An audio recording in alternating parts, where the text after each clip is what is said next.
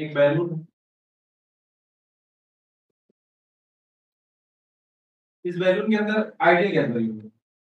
ठीक है, ये बैलून है, इसके अंदर आइडियल गैस भरी हुई है। ठीक है, आइडियल गैस है। सपोज इस बैलून का वॉल्यूम अभी V है। मैंने क्या किया, इस बैलून के वॉल्यूम को क्या कर दिया, बढ़ा दिया। इस बैलून के वॉल्यूम को बढ़ा दिया, अभी वॉल्यूम कुछ बड़ा हो गया है, सपोज V डैश, बट मुझे पता है V dash is greater than V, volume बढ़ा दिया गया। जब मैंने वॉल्यूम बढ़ाया हुआ तो कोई प्रोसेस यूज की होगी, अभी इसकी कुछ स्टेट है, फिर स्टेट कुछ और हो गई, तो कोई प्रोसेस यूज की होगी। उसने मुझे बता दिया कि भाई जो प्रोसेस मैं यूज कर रहा हूँ दैट इज PV की पावर 2/3 इक्वल टू कांस्टेंट। तो कुछ क्वेश्चन कुछ ऐसा आएगा, an ideal gas is inside a balloon, the volume of the balloon is increased by using the process PV की पावर 2/3 इक्वल टू कांस्टेंट। हमसे पूछ रहा है जब मैं वॉल्यूम बढ़ाऊंगा इसका तो इसके टेम्परेचर का क्या होगा। क्या पूछ रहा है, जब मैं इसका वॉल्यूम बढ़ाऊंगा तो इसके टेम्परेचर का क्या होगा।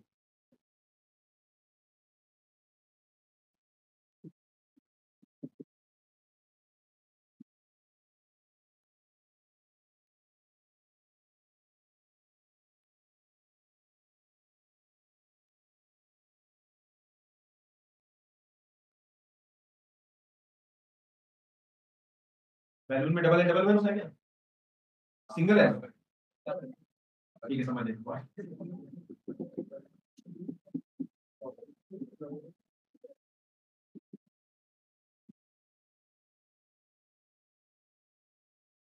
ठीक है, अगर वॉल्यूम को इंक्रीज किया किस प्रोसेस के थ्रू, इस प्रोसेस के थ्रू, इनफाइनाइट प्रोसेस हो सकते थे, उसने मुझे दिया भाई इस प्रोसेस के थ्रू मैंने वॉल्यूम को इंक्रीज किया तो टेम्परेचर का क्या होगा। तुम लोग ध्यान से देखो कैसे इस क्वेश्चन को डील कर, कितने लोग करें इंक्रीज, चलो फिर ऑप्शन ही लिख दिया जाए,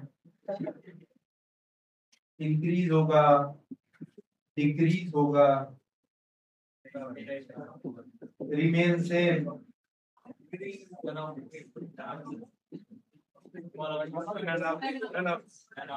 डेटा इनसफिशिएंट,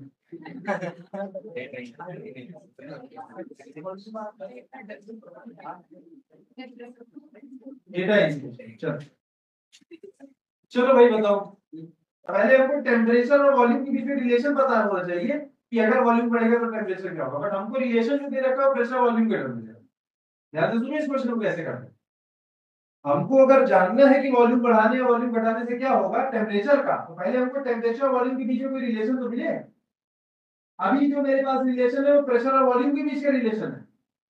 किसके बीच में रिलेशन, प्रेशर और वॉल्यूम के बीच में, तो इसको मैं टेम्परेचर और वॉल्यूम के बीच में ले जा सकता हूँ। कैसे कि सर दोनों ही समय में तो ये आइडियल गैस इक्वेशन ही है, तो हर समय आइडियल गैस इक्वेशन फॉलो हो रहा होगा, तो मैं P को तो लिख सकता हूँ nRT/V, लिख सकता हूँ कि नहीं लिख सकता। यहाँ पे ले आके प्रेशर की वैल्यू पुट करो nRT/V, nRT/V और V की power 2/3 is equal to constant.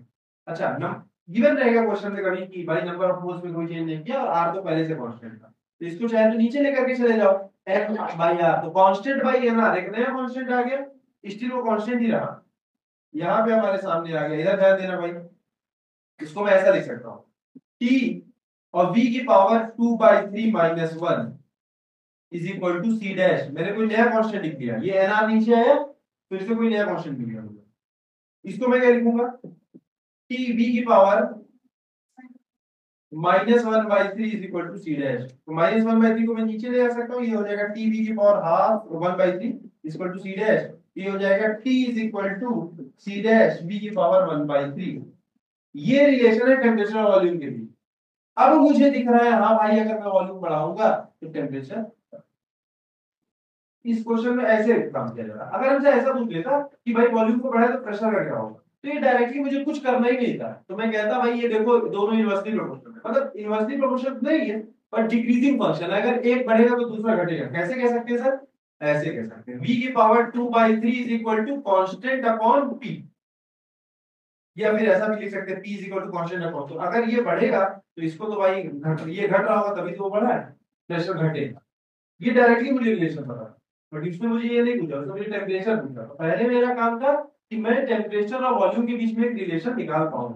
वो कैसे निकाला मैंने, जो हमारे काम का नहीं था, हमारे क्वेश्चन में प्रेशर काम का नहीं था, मैंने प्रेशर को रिप्लेस कर दिया किसके साथ, टेम्परेचर के टर्म में। कैसे लिख सकता हूँ, यूजिंग आइडियल गैस इक्वेशन।